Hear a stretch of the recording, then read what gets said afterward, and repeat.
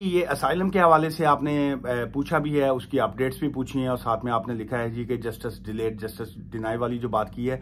देखिए, ये सिविल और क्रिमिनल केसेस में तो हम कह सकते हैं जस्टिस डिलेड जो है जस्टिस डिनाइड, लेकिन ये असाइलम के केसेस में मैं नहीं ये समझता कि जी कि ये वाली लाइन जो है इसमें फिट बैठती है। उसकी वजह यह है कि चूंकि असाइलम एक ऐसा मैटर होता है जिसमें दूसरे की जिंदगी का सवाल होता है। एक बंदा जो है अपना कंट्री छोड़ के आया है ड्यू टू सम रीजन जो है उसने असाइलम किया है, चाहे वो पॉलिटिकल बेस पे है, रिलीजियस बेस पे है, या उसका किसी ग्रुप से कोई ताल्लुक था, या जो भी उसके पर्टिकुलर जो सर्कमस्टांसिस थे उसकी वजह से उसने असाइलम किया। तो उसमें यह है कि बहुत से केसेस में नंबर एक तो यह है कि अभी तक जो सेकंड इंटरव्यूज है, मेन इंटरव्यूज है, वो बहुत से केसेस में वो नहीं हो रहे हैं। फिर उसके बाद यह है कि बैकलॉग जो है वो होम ऑफिस की वो उसमें बहुत ज्यादा है, अभी इश्यूज हैं उसमें। और लेकिन ये न्यू जो प्रपोजल्स हैं या ये जो नई अपडेट्स की अगर आप बात करें तो उसमें यह है कि जो इनका स्टाफ है जो मेन सेंटर्स में काम कर रहा है, जैसे क्रॉयडन है या शेफील्ड है या लिवरपूल है, तो वहां पे यही है कि अभी वो कह रहे हैं जी कि हम इनका स्टाफ जो है उसको थोड़ा बढ़ा देते हैं, उसको इंक्रीज कर दिया जाए। लेकिन स्टिल ये है कि मैं नहीं ये समझता कि ये इस तरह के जो केसेस हैं उसमें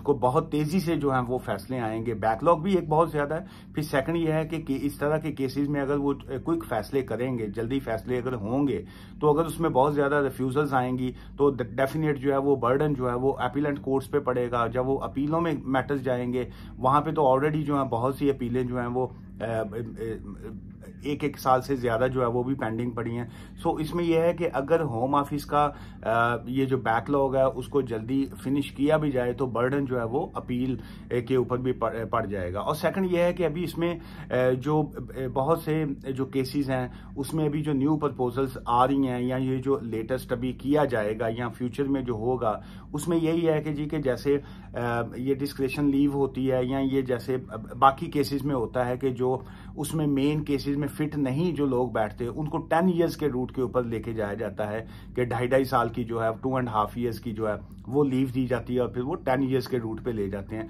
सो इसी तरह ये है कि जैसे असाइलम किसी का एक्सेप्ट हो जाता है या किसी को रिफ्यूजी स्टेटस मिल जाता है या ह्यूमैनिटेरियन प्रोटेक्शन जो है HP जिसको कहते हैं वो मिल जाता है। सो उसमें यह है कि वो डायरेक्ट 5 इयर्स का। लेकिन इसमें भी यह है कि अगर किसी के केसेस में कोई इतनी क्लैरिटी ना हो, लेकिन यह है कि ऑब्वियसली बैकलॉग को भी खत्म करना है, सो उसमें पॉसिबिलिटी यह है कि उसमें भी जो है वो 2.5 इयर्स का वीजा जो है वो ग्रांट करके उसको भी जो है वो 10 इयर्स रूट के ऊपर लेके जाया जाए। फिर यह है कि 2.5 ईयर या जितनी भी देर की वो 1 साल का या 2.5 साल का जो वीजा दें, तो उसके बाद यह है कि जब आप एक्सटेंशन की तरफ जाएं तो फिर दोबारा से उनको एक्सप्लेन किया जाए कि जी के सिचुएशन जो है वो बैक कंट्री में जो है वो क्लियर नहीं हुई है। सो अभी स्टिल जो है वो इश्यूज जो है वो अभी भी हैं, तो लिहाजा मुझे दोबारा से एक्सटेंशन दी जाए।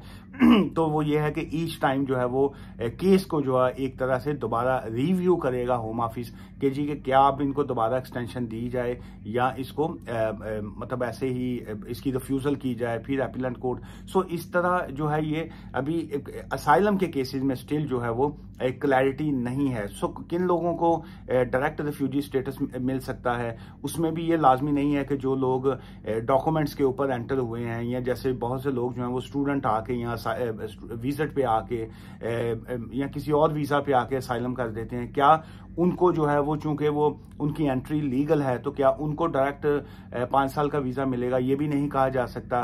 क्या जो बगैर डॉक्यूमेंट्स के लोग आते हैं उनको 10 इयर्स के रूट पे डाला जाएगा। सो इसमें भी अभी तक कोई क्लैरिटी ऐसा है नहीं। सो मैं ये समझता हूं कि इसमें केस टू केस सिचुएशन होगी कि हर केस को इंडिविजुअली तौर पे वो देखेंगे कि क्या ये वाला केस जो है जो असाइलम के हवाले से जो इनके पॉइंट्स हैं क्या ये उसमें फॉल करता है। अगर तो उसमें फॉल करता है सो ऑब्वियसली फिर ये है कि उनको उनका असाइलम एक्सेप्ट किया जाए। अदरवाइज ये है कि किसी ना किसी ग्राउंड के ऊपर जो है उनको यहाँ 10 इयर्स रूट पे डाला जाए या उनका जो है वो केस रिफ्यूज किया जाए। सो अगेन जाते जाते मैं यही कहूंगा कि इस ये वाली जो असाइलम के हवाले से जो मैंने ये बात की है इसका मकसद सिर्फ और सिर्फ आपको जनरल इंफॉर्मेशन देना है। It's not a legal advice. अगर आपके कोई असाइलम के हवाले से या इस तरह के कोई इश्यूज हों सो इट्स ऑलवेज एडवाइजेबल कि आप प्रॉपर जो है वो लीगल एडवाइस ले लिया करें। दुआ में याद रखिएगा। Take care, bye for now.